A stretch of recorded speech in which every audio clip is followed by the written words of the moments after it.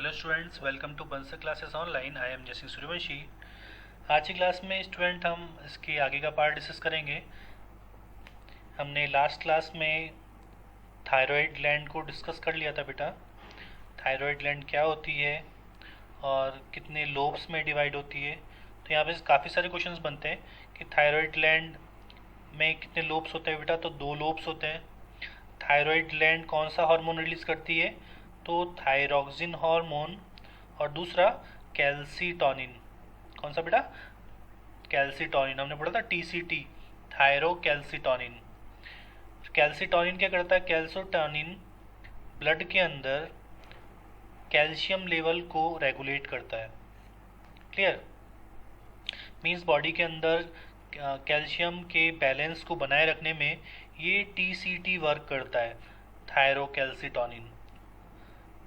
यहाँ तक हमने समझ लिया था। इसके बाद में हमने देखा था कि थायराइड ग्लैंड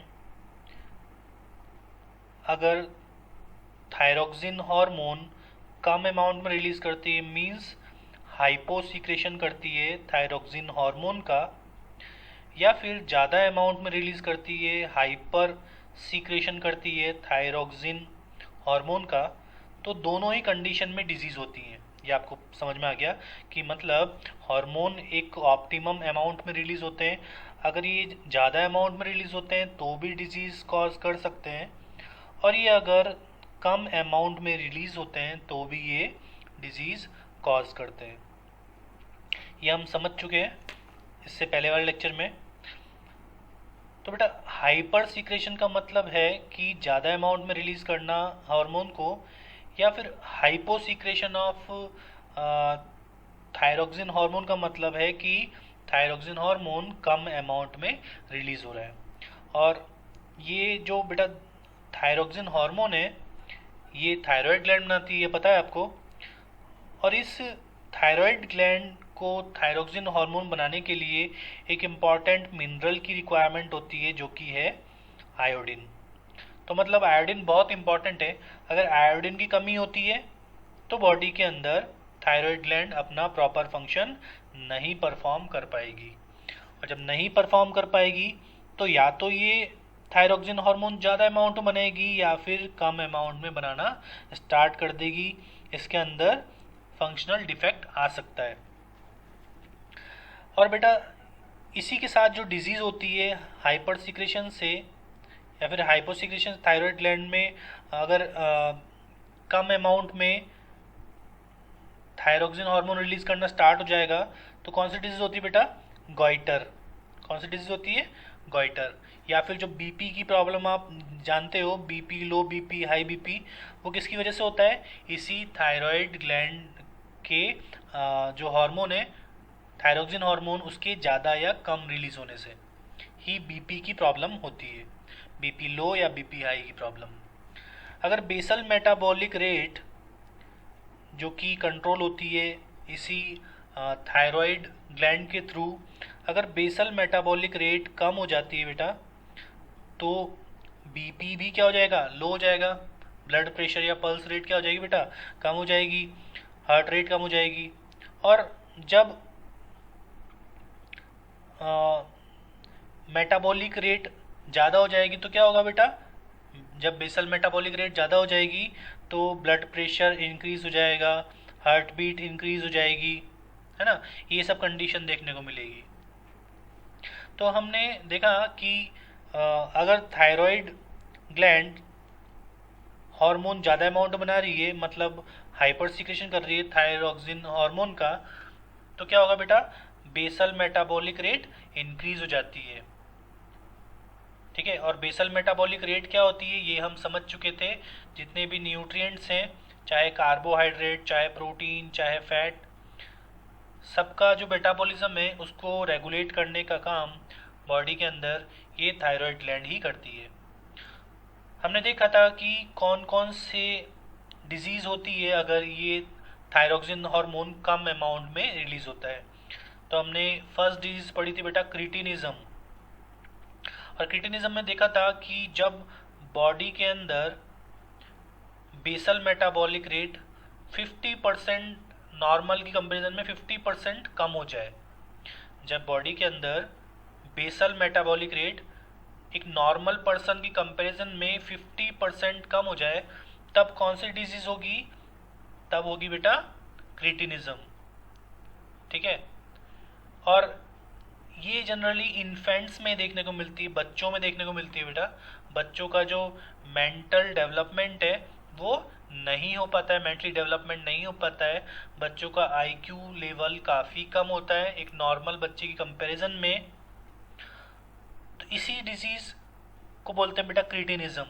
साथ ही साथ में प्यूबर्टी टाइम डिले हो जाता है। मतलब क्या होता है बेटा, यहाँ पर बच्चे में प्यूबर्टी जो सेक्सुअल मैच्योरिटी होती है वो काफ़ी लेट आती है। तो ये सारी कंडीशन वहाँ पे देखी थी हमने।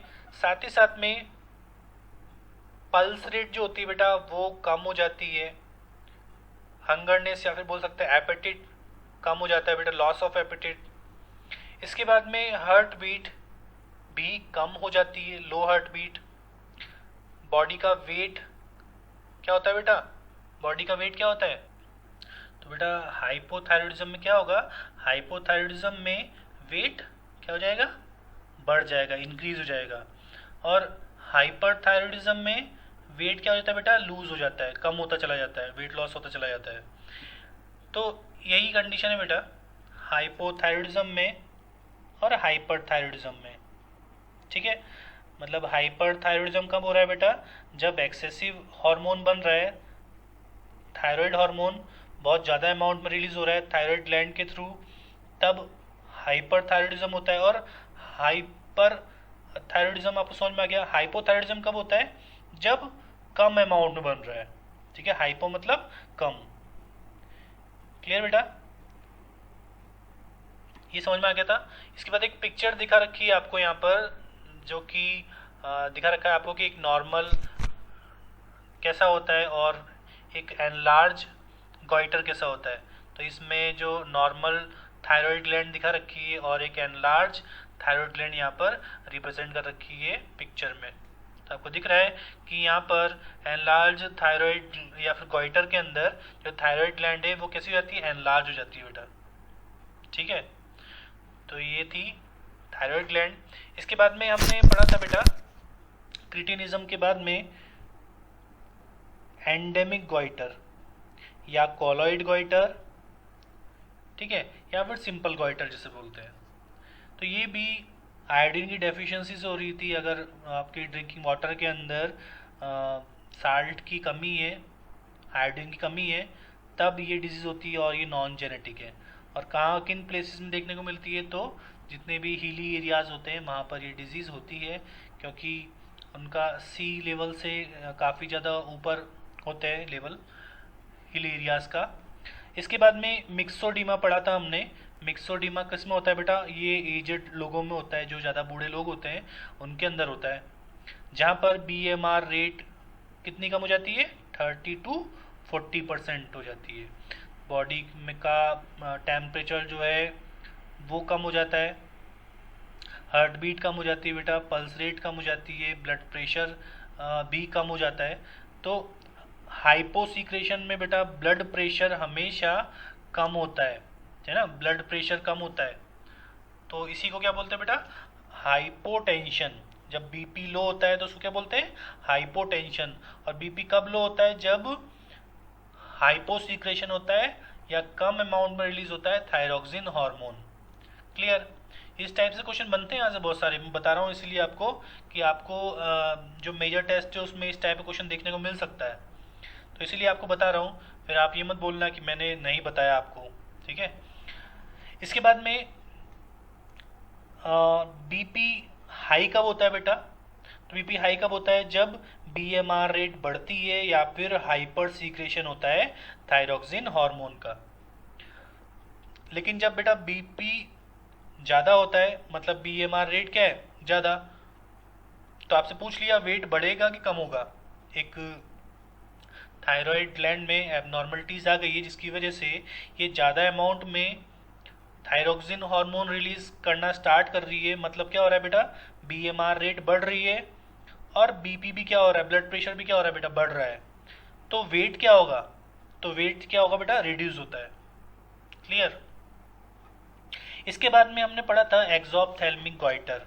तो एक्सोप्थेल्मिक गॉइटर क्या था, जहाँ पे जो बेटा इन्फेक्टेड या फिर इन्फेक्टेड क्या, जिसके अंदर भी ये एबनॉर्मलिटीज़ है, जिसके अंदर हॉर्मोन्स सही अमाउंट में रिलीज नहीं हो पा रहा है, ठीक है, बहुत कम अमाउंट में रिलीज हो रहा है, तब क्या होता है बेटा, जो पेशेंट होता है उसकी आईज बाहर की तरफ दिखती है, प्रोट्रूडिंग आईज होती है, ठीक है, आई बॉल जो होता है वो बाहर की तरफ दिखता है। तो यही थी बेटा गॉइटर डिजीज, है ना। हमने ये भी देख लिया कि हाइपर थायरॉयडिज्म, मतलब अगर अगर ज़्यादा अमाउंट में थायरोक्सिन हार्मोन रिलीज होता है तब क्या होता है, और हाइपोथायरॉयडिज्म मीन्स कम अमाउंट में जब थायरोक्सिन हार्मोन रिलीज होता है तब क्या क्या सिम्टम्स बॉडी के अंदर देखने को मिलते हैं। ठीक है, हम आगे चलते हैं अब नेक्स्ट ग्लैंड के ऊपर। तो यहाँ पर है बेटा पैराथायरॉयड ग्लैंड। नेक्स्ट ग्लैंड है पैराथायरॉयड ग्लैंड। तो थायराइड अलग है और पैराथायरॉयड अलग है। यहाँ पर जो आपको रेड कलर का पार्ट दिख रहा है, ये जितना भी रेड कलर का पार्ट है ये है थायराइड ग्लैंड। ये एक लोब है थायराइड ग्लैंड का और ये दूसरा लोब है थायराइड ग्लैंड का। ठीक है, दो लोब्स हैं थायराइड ग्लैंड के। हमने पढ़ा था स्टार्टिंग में कि थायराइड ग्लैंड के दो लोब्स होते हैं, एक होता है बेटा राइट लोब और एक होता है लेफ्ट लोब। तो ये दो लोब्स हैं और दोनों ही लोब पे दो दो पैराथायरॉयड ग्लैंड प्रेजेंट होती है, मतलब एक लोब के ऊपर दो पैराथायरॉयड ग्लैंड प्रेजेंट है और दूसरे लोब के ऊपर भी दो पैराथायरॉयड ग्लैंड प्रेजेंट है। ये जो आपको येलो कलर की दिख रही है ये है पैराथायरॉयड ग्लैंड। तो आपसे पूछ सकता है कि पैराथायरॉयड ग्लैंड नंबर में कितनी होती है, कितनी होती है बेटा 4। दो एक लोब पे प्रेजेंट होती है राइट लोब के थायरॉयड ग्लैंड पे, और थायरॉयड ग्लैंड के लेफ्ट लोब पे भी दो पैराथायरॉयड ग्लैंड प्रेजेंट होती है। ये लिखा हुआ है in humans 4 parathyroid glands are present on the back side of thyroid gland. Thyroid gland के डॉर्सल साइड में प्रेजेंट होती है, पीछे की तरफ। ठीक है, ये जो आपको दिखा रखा है इस पिक्चर में ये डॉर्सल साइड दिखा रखी है, थायरॉयड ग्लैंड की बैक साइड दिखा रखी है, और थायरॉयड ग्लैंड की बैक साइड पे ये प्रेजेंट है, इसीलिए इसका नाम है पैराथायरॉयड। क्लियर, मीन्स ये अपोजिट साइड में प्रेजेंट है, behind the thyroid gland present है, इसीलिए इसको क्या बोलते हैं, parathyroid gland. On pair each in the two lobes of the thyroid gland. दोनों ही लोब्स के ऊपर, एक लोब पे दो थायरॉयड ग्लैंड प्रेजेंट है, ऐसे ही दूसरे लोब के ऊपर भी दो थायरॉयड ग्लैंड प्रेजेंट है। इसके बाद में कौन सा हार्मोन रिलीज करती है, तो नाम लिखा हुआ है यहाँ पे, पैराथायरॉयड ग्लैंड सीक्रेट अ पेप्टाइड हार्मोन कॉल्ड पीटीएच और पैराथायरॉयड हार्मोन। कौन सा हार्मोन रिलीज करती है बेटा, पैराथायरॉयड हार्मोन। लिखने के बाद में इसको अंडरलाइन कर लेना, जहाँ जहाँ भी हम हार्मोन के नाम लिख रहे हैं वहाँ पर उसको अंडरलाइन कर लेना, इम्पॉर्टेंट है।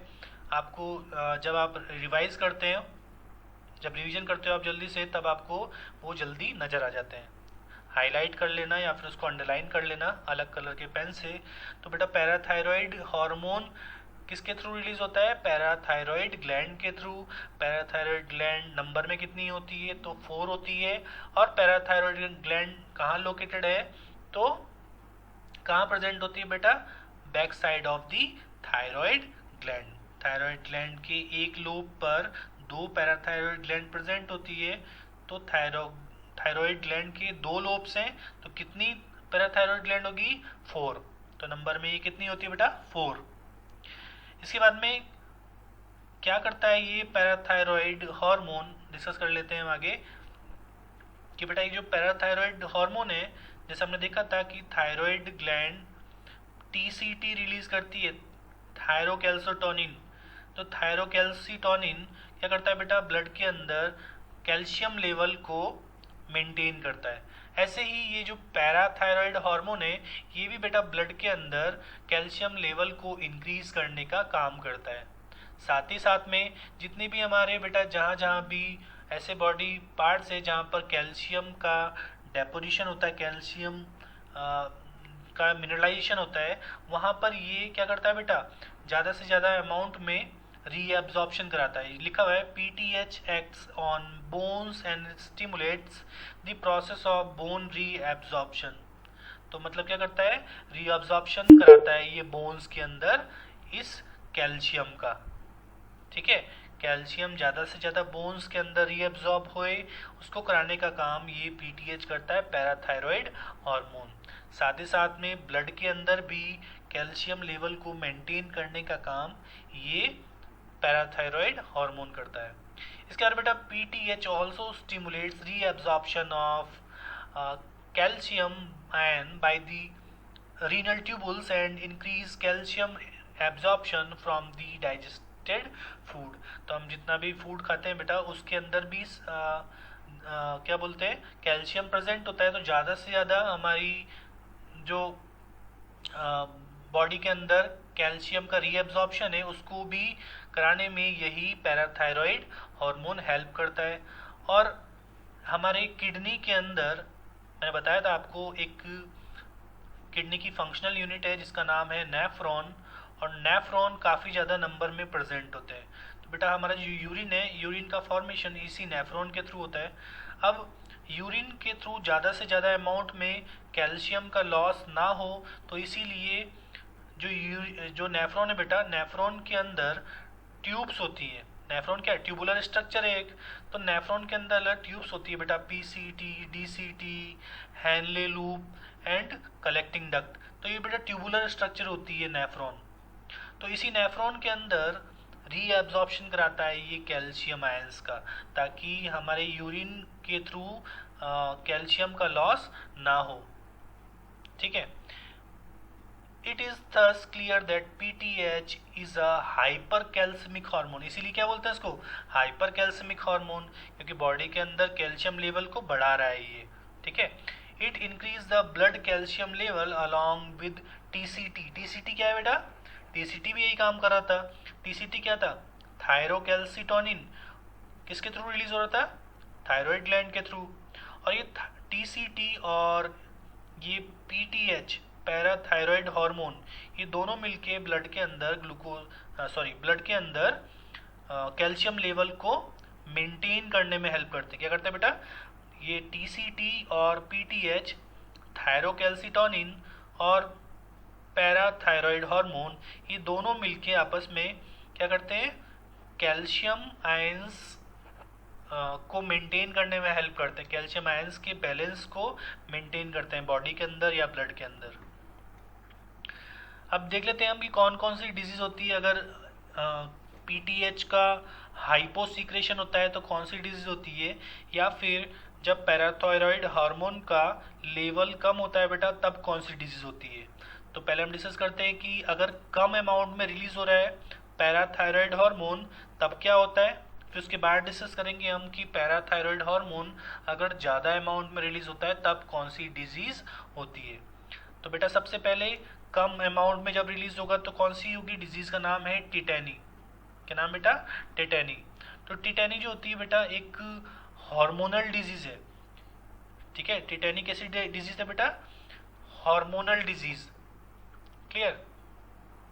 और ये कैसे होती है, तो जब पैराथायरॉयड हार्मोन का लेवल ब्लड में कम हो जाता है तब ये डिजीज होती। ठीक है बेटा, कब होती है डिजीज, जब ब्लड के अंदर पीटीएच पैराथायरॉयड हार्मोन का लेवल कम हो जाता है, तो हाइपोसीक्रेशन ऑफ पीटीएच।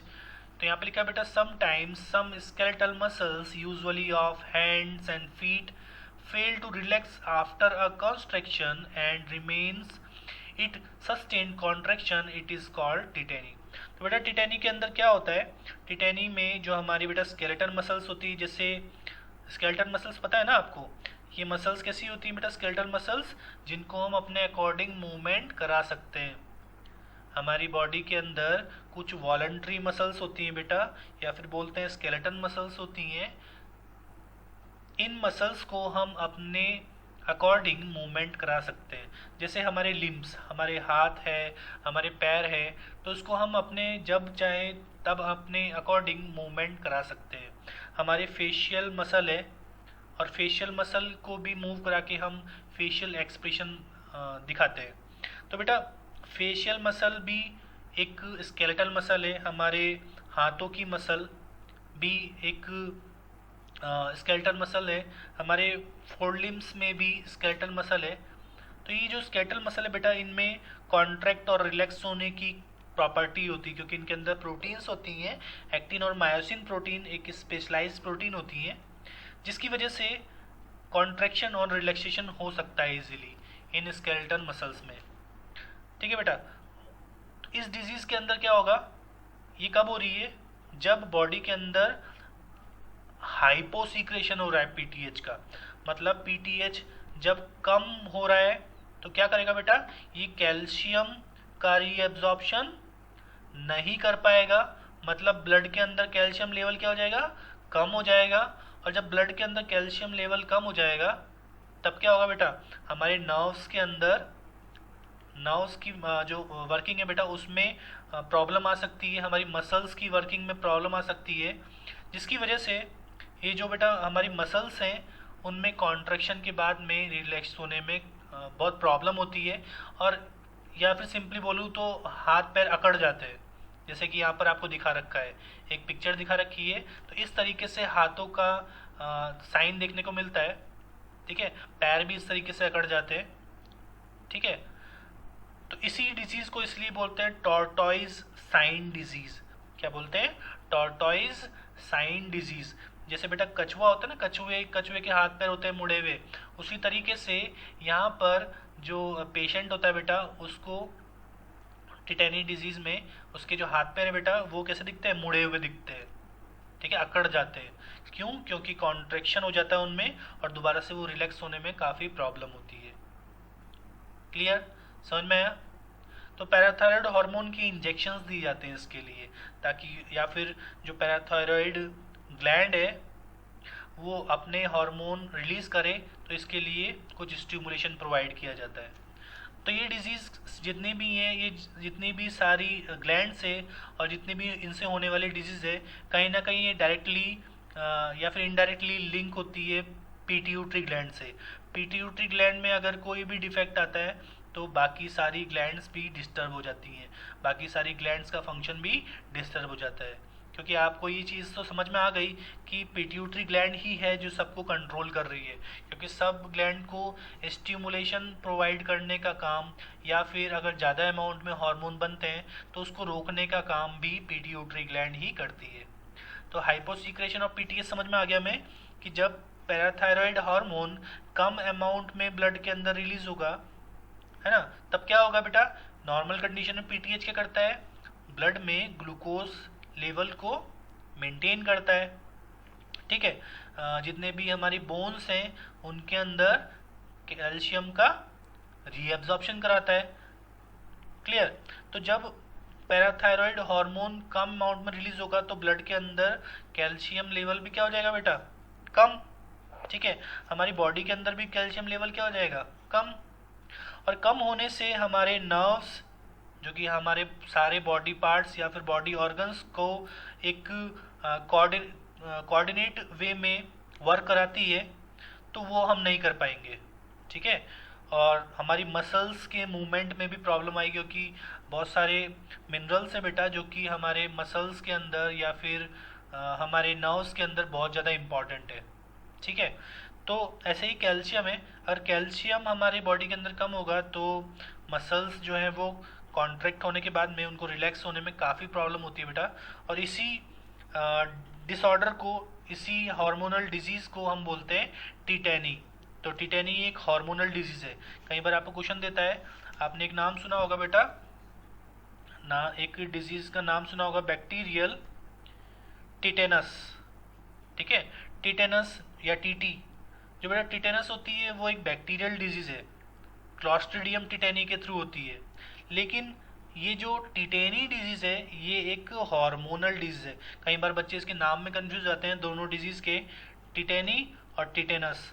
टिटेनस जो होती है बेटा एक बैक्टीरियल डिजीज़ है जिसको हम टीटी भी बोलते हैं। टीटी, हमें कभी चोट लग जाती है तो इंजेक्शन लगते हैं ना टिटनस के, तो वो होता है बेटा टिटनस। और टिटनस जो है बैक्टीरियल डिजीज़ है, माइकोबैक्टीरियम बैक्टीरिया के थ्रू होती है, क्लॉस्ट्रिडियम टिटेनी के थ्रू होती है। और ये जो बेटा टिटेनी डिजीज है, टिटेनी ये अलग है, ये एक हार्मोनल डिजीज है। क्लियर, यहाँ तक बिल्कुल समझ में आ गया कैसे हो रही है ये? पीटीएच पैराथायरॉयड हार्मोन के कम रिलीज होने की वजह से। पैराथायरॉयड हार्मोन कम बन रहा है, तो कम बन रहा है तो कैल्शियम लेवल को मेंटेन नहीं कर पा रहा है ये बॉडी के अंदर, और जब कैल्शियम लेवल को मेंटेन नहीं कर पा रहा है तो हमारे नर्व्स के फंक्शन में और साथ ही साथ मसल्स के फंक्शन में प्रॉब्लम होती है, जिसकी वजह से हमारी जो स्केलेटल मसल्स है बेटा, जिसको हम अपने अकॉर्डिंग मूवमेंट करा सकते हैं, उनका मूवमेंट प्रॉपर नहीं हो पाता है, तो वो कॉन्ट्रैक्ट होने के बाद में दोबारा से रिलैक्स होने में प्रॉब्लम आती है। ठीक है, यहाँ तक समझ में आ गया आपको? इसके बाद में अगर हाइपर सीक्रेशन होता है पैराथायरॉयड ग्लैंड का, अगर पैराथायरॉयड ग्लैंड ज़्यादा अमाउंट में पैराथायरॉयड हार्मोन को रिलीज कर रही है, तब क्या होता है उस कंडीशन में? तो यहाँ पर आपको देखने को मिलेगा कि क्या होता है।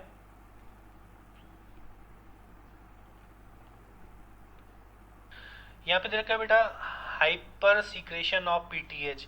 अगर पैराथायरॉयड हार्मोन का लेवल ज़्यादा होगा, पैराथायरॉयड हार्मोन है उसका लेवल अगर ज़्यादा होता है, तब कौन सी डिजीज होती है?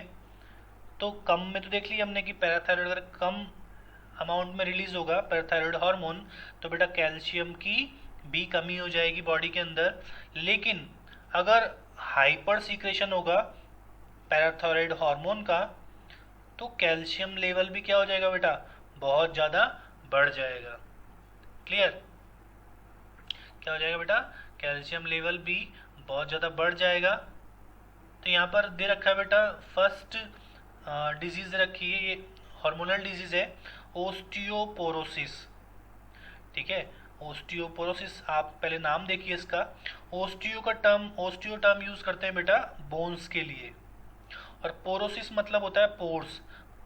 मतलब इस डिजीज के अंदर हमारी बोन्स के अंदर क्या बन जाते हैं? पोर्स। ठीक है, इस डिजीज में क्या होता है बेटा, हमारी बोन्स के अंदर छोटे छोटे से पोर्स बन जाते हैं, और इन पोर्स की वजह से हमारी बोन्स सॉफ्ट हो जाती है, वीक हो जाती है और हाईली फ्रेजाइल हो जाती है, इजीली टूट सकती है, बहुत ज़्यादा वीक हो जाती है हमारी बोन्स। तो इसी डिजीज को बोलते हैं बेटा ओस्टियोपोरोसिस। ओस्टियोपोरोसिस। ऐसे ही फीमेल्स में अक्सर जो डिजीज होती है बेटा हाइपर सीक्रेशन की वजह से, वो होती है ओस्टियोमेलेसिया। कौन सी? ओस्टियोमेलेसिया। और ओस्टियोमेलेसिया बेटा जनरली वीमेंस में देखने को मिलती है, औरतों में देखने को मिलती है। जो एजेड वीमेन होती हैं उनमें ये होती है, जहाँ वो झुक के चलती हैं थोड़ी सा। ठीक है, तो वहाँ पे जो बोन्स होती है बेटा वो बहुत सॉफ्ट हो जाती है, सेम यही कंडीशन होती है। क्लियर। इसके बाद में जो नेक्स्ट है हाइपर कैल्सीमिया। हाइपर का मतलब क्या है बेटा? ज़्यादा। कैल्सीमिया का मतलब कैल्शियम लेवल, है ना, नाम से समझ में आ रहा है आपको। हाइपर मतलब ज़्यादा, कैल्सीमिया मतलब कैल्शियम लेवल। मतलब इसमें क्या होता है बेटा कि ब्लड के अंदर कैल्शियम लेवल जब बढ़ेगा, जब ब्लड के अंदर कैल्शियम लेवल बढ़ जाएगा, क्योंकि पैराथायरॉयड हार्मोन भी क्या है बेटा? ज़्यादा अमाउंट में रिलीज हो रहा है, ओवर सीक्रेशन हो रहा है, या फिर बोल सकते हैं हाइपर सीक्रेशन हो रहा है पैराथायरॉयड हार्मोन का। और जब पैराथायरॉयड हार्मोन बहुत ज़्यादा अमाउंट में रिलीज होगा, तो क्या होगा बेटा? ब्लड के अंदर कैल्शियम आयंस का लेवल भी बढ़ जाएगा, और जब बढ़ेगा ब्लड के अंदर कैल्शियम आयंस का लेवल, तो क्या होता है बेटा? फॉस्फेट लेवल क्या हो जाएगा? कम। ठीक है, दोबारा सुनना, पैराथायरॉयड हार्मोन अगर ज़्यादा अमाउंट में बनेगा पैराथायरॉयड ग्लैंड के थ्रू, तो ब्लड के अंदर कैल्शियम लेवल भी क्या हो जाएगा बेटा? ज़्यादा बढ़ जाएगा। ठीक है, और ज़्यादा बढ़ जाएगा तो इसका इफेक्ट पड़ेगा किस पे? फॉस्फेट पे। फॉस्फेट लेवल क्या हो जाएगा बेटा? कम। तो अगर फॉस्फेट लेवल कम हो जाएगा तो इसका इफेक्ट पड़ता है हमारी मसल्स पे और हमारी नर्व्स पे, तो हमारी मसल्स और नर्व्स वीक हो जाती है।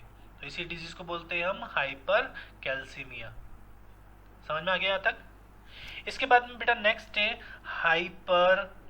हाइपर कैल्सीयूरिया। हाइपर कैल्सीयूरिया। अब यहाँ पे भी आपको नाम से समझ में आ रहा है, टर्मिनोलॉजी बहुत इंपॉर्टेंट है बायोलॉजी में। अगर आप टर्मिनोलॉजी को समझने लगते हो धीरे धीरे तो आपको बहुत सारी चीज़ों का एक्सप्लेनेशन टर्मिनोलॉजी से ही मिल जाता है। तो हाइपर का मतलब होता है ज़्यादा, ठीक है, इंक्रीज्ड अमाउंट। और कैल्शियम, ठीक है, कैल्सी किसके लिए टर्म यूज़ की है? कैल्शियम के लिए।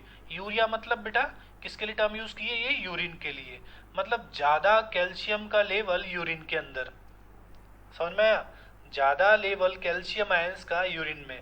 तो इस डिजीज के अंदर क्या होता है बेटा कि हमारी बोन्स के अंदर रीएब्जॉर्प्शन होने में प्रॉब्लम आती है, या फिर बोल सकते हैं डीमिनरलाइजेशन होता है, जिसकी वजह से ज़्यादा कैल्शियम हमारे ब्लड के थ्रू हमारे यूरिन में जाके फिल्टर होता है, और फिल्टर होने के बाद में ये रिलीज होने लगता है यूरिन से बाहर, बॉडी से एक्सक्रीट आउट होने लगता है।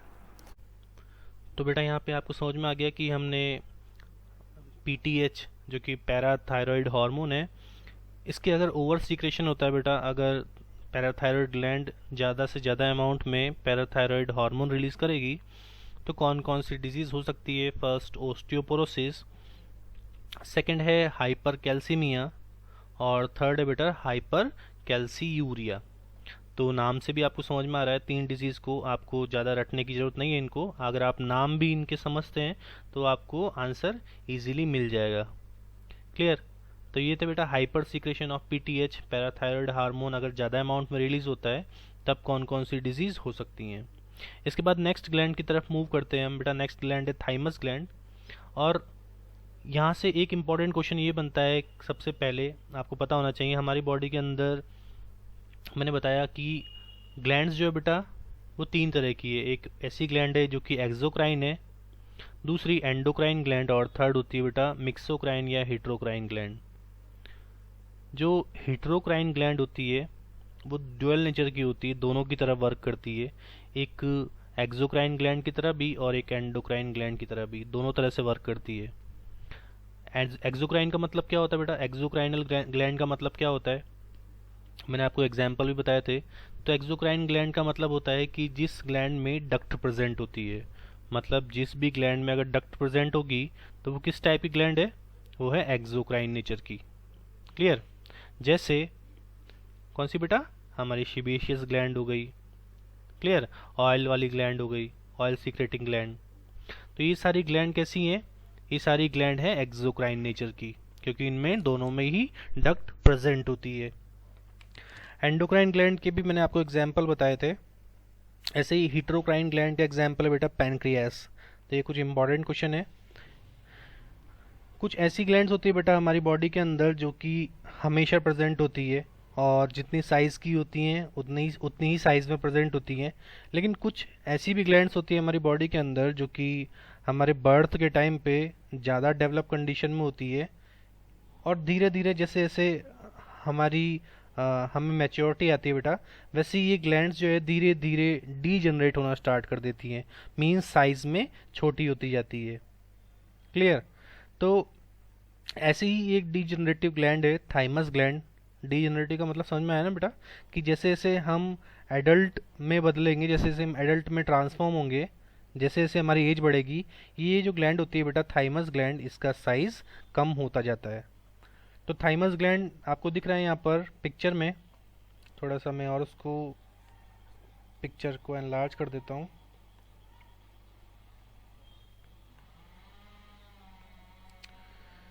अब शायद आपको क्लियर दिख रही होगी बेटा। ये जो यहाँ पर आपको दिख रही है ये थायराइड ग्लैंड है। ऐसे ही थाइमस ग्लैंड दिख रही है आपको हार्ट के बीचों बीच।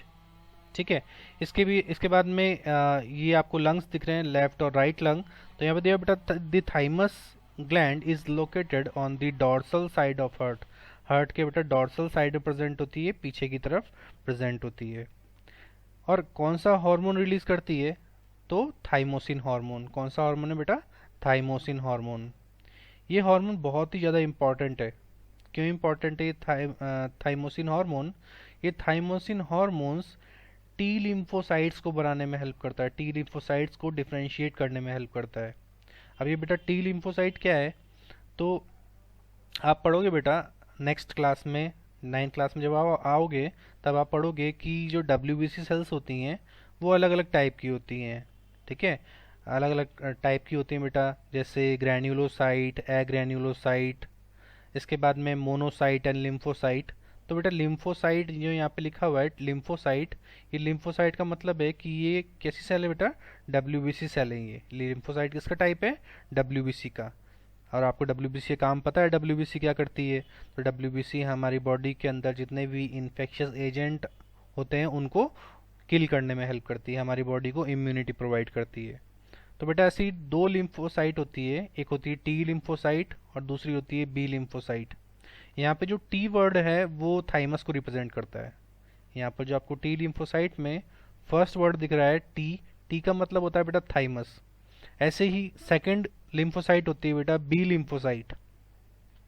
बी का मतलब होता है बोन मैरो और टी का मतलब होता है थाइमस। तो बेटा जितनी भी हमारी ब्लड सेल्स हैं वो सारी हमारे बोन मैरो में बनती है। बोन्स के अंदर जो फ्लूइड पोर्शन होता है बेटा, जो जेली लाइक पार्ट होता है उसको बोलते हैं बोन मैरो। उस बोन मैरो के अंदर ये सारी ब्लड सेल्स बनती हैं, क्योंकि ये भी लिम्फोसाइट्स भी क्या है, डब्ल्यूबीसी का टाइप है, ब्लड सेल एक। तो ये भी क्या बनती है बेटा, ये भी बनती है बोन मैरो के अंदर। ऐसे ही बी लिम्फोसाइट भी बोन मैरो के अंदर बनती है। और बाकी की जितनी सेल्स आप जानते हो वो सारी ब्लड सेल्स भी हमारी बोन मैरो के अंदर ही बनती है। ओरिजिन इनका कहाँ होता है, बोन मैरो के अंदर।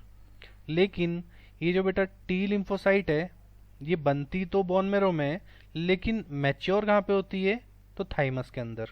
कहाँ मैच्योर होती है बेटा, थाइमस के अंदर। इसीलिए इसको नाम देते हैं टी लिम्फोसाइट। इसका मैच्योरेशन पॉइंट कौन सा है, तो थाइमस, थाइमस में जाके ये मैच्योर होती है। और ये टी लिम्फोसाइट बहुत ज़्यादा इंपॉर्टेंट है हमारी बॉडी के लिए, क्योंकि ये टी लिम्फोसाइट जो सेल्स है बेटा ये हमारी बॉडी को इम्यूनिटी प्रोवाइड करती है। क्लियर। और इम्यूनिटी की ज़रूरत कब होती है बेटा हमें, जब हम छोटे होते हैं। जैसे जैसे हम एडल्ट में ट्रांसफॉर्म होते हैं और जैसे जैसे हमारी एज बढ़ती है बेटा, ये ग्लैंड जो है थाइमस ग्लैंड, ये धीरे धीरे धीरे डी जनरेट होना स्टार्ट कर देती है, साइज में छोटी होती जाती है। क्लियर।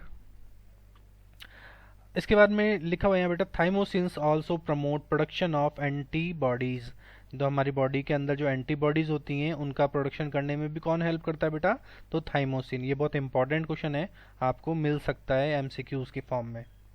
और ये बेटा एंटीबॉडीज हमें ह्यूमोरल इम्यूनिटी प्रोवाइड करती है। हमारी बॉडी में बर्थ के टाइम से जो बॉडी के अंदर इम्यूनिटी होती है वो किसकी वजह से होती है, तो वो इसी थाइमस ग्लैंड की वजह से होती है। ये thymus gland thymosin hormone release करता है बेटा। और ये थाइमोसिन हार्मोन क्या करता है, टी लिम्फोसाइट्स को डिफरेंशिएट करता है। क्लियर, समझ में आया बेटा। यहाँ पे लिखा हुआ है लास्ट पॉइंट बहुत इंपॉर्टेंट है, thymus is degenerated in old individual resulting in a decrease production of thymosin. तो आपने देखा होगा बेटा कि जैसे जैसे हमारी एज बढ़ती जाती है हमारी बॉडी की जो इम्यूनिटी है वो धीरे धीरे कम होती चली जाती है। क्लियर। और किसकी वजह से कम होती है, क्योंकि ये जो थाइमस ग्लैंड है बेटा ये डीजनरेटिव नेचर की है। क्लियर।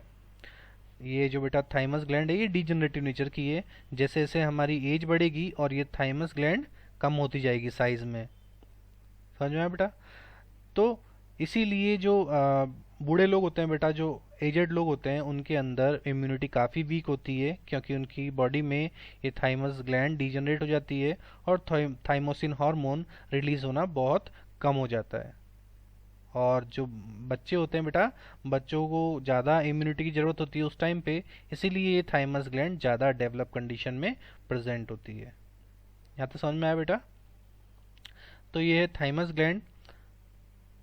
इसका हर ग्लैंड अभी जितने भी हमने डिस्कस किए हर ग्लैंड का लोकेशन आपको पता होना चाहिए, कहाँ लोकेटेड होती है, कौन सा हार्मोन रिलीज करती है और उसके क्या फंक्शन है। ये 3 पॉइंट आपको पता होना चाहिए हर ग्लैंड के। अगर आपको सब्जेक्टिव क्वेश्चन भी आता है तो इसी सीक्वेंस में लिखना है। सबसे पहले आपको लिखना है कि कहाँ लोकेटेड होती है, देन लिखना है आपको कि कौन सा हार्मोन रिलीज करती है, उसके बाद लिखना है कि इसके फंक्शन क्या है, और अगर आपके इस हार्मोन की कमी होगी बॉडी के अंदर, या बोल सकते हैं हाइपो सीक्रेशन होगा तब कौन सी डिजीज होगी, और हाइपर सीक्रेशन होगा तब कौन सी डिजीज होगी। क्लियर। तो ये कुछ पॉइंट्स है जो कि आपको एक सब्जेक्टिव क्वेश्चन लिखते टाइम पे मेंशन करने, और सारे पॉइंट्स की फॉर्म में ही लिखना है, पैराग्राफ नहीं लिखना है आपको। क्लियर। जब आप पॉइंट्स की फॉर्म में लिखते हो तो आपको ज़्यादा मार्क्स मिलते हैं। तो बेटा आज की क्लास में हम इतना ही डिस्कस करेंगे। इसके आगे का जो पार्ट है हम नेक्स्ट लेक्चर में कवर करते हैं। तब तक के लिए अपने आसपास हाइजीन मेंटेन कीजिए, अपना ध्यान रखिए, बाहर कम निकलिए। Good luck and take care.